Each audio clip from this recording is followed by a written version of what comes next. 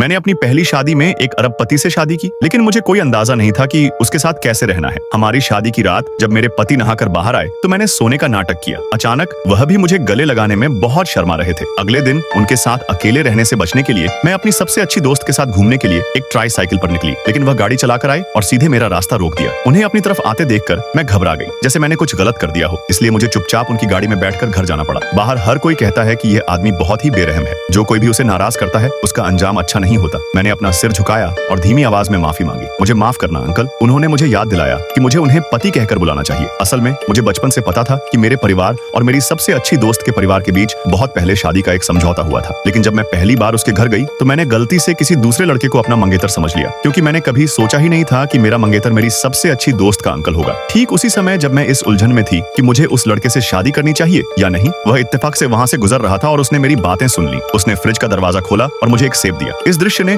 अचानक मुझे अतीत की याद दिला दी। पता चला कि हम बहुत पहले मिल चुके थे। बाद में वह शादी का प्रस्ताव लेकर ढेर सारे तोहफों के साथ मेरे घर आए। शादी? मैंने हैरानी से पूछा। क्या दूल्हा खुद अभी तक नहीं आया है? उन्होंने शांति से जवाब दिया, मैं ही वह हूँ जो तुमसे शादी करेगा। शादी के बाद जब भी मैं उन्हें देखती हूँ तो शर्म से मेरा चेहरा लाल हो जाता है। खाना खाते समय भी मैं अपना सिर ऊपर उठाने की हिम्मत नहीं कर पाती, लेकिन वह लगातार मुझे घूरते रहते हैं, जिससे मैं और भी ज्यादा घबरा जाती हूँ। मैंने अपनी चॉपस्टिक्स से उनके हाथ के पिछले हिस्से पर हल्का सा मारा और उन्हें जल्दी खाने का इशारा किया। अचानक उन्हें लगा कि मैं उनसे अपने लिए खाना मांग रही हूँ और उन्होंने तुरंत मेरे चावल के कटोरे को एक छोटे से पहाड़ की तरह भर दिया। उस दिन मैं चुपके से घर से निकलकर अपनी सबसे अच्छी दोस्त के साथ रात का खाना खाने चली गई। मुझे उम्मीद नहीं थी कि रेस्टोरेंट के दरवाजे पर मेरी उससे मुलाकात हो जाएगी। मैंने जल्दी से अपने सबसे अच्छे दोस्त को खींचा और वहां से निकलने की कोशिश की, लेकिन फिर भी उसने हमें देख लिया। वह सीधे हमारी तरफ आया और हमें साथ में डिनर करने के लिए बुलाया। खाने के दौरान उसने बड़े ही ध्यान से वेटर से मेरे लिए जूस बनाने को कहा। उसे यह नहीं पता था कि मैं हमेशा से कोई मशहूर वाइन छकना चाहती थी, इसलिए जब वह फोन पर बात करने के लिए बाहर गया तो मैंने चुपके से वाइन के कुछ गिलास पी लिए। अगले भाग के लिए जल्दी कमेंट में यस लिखे।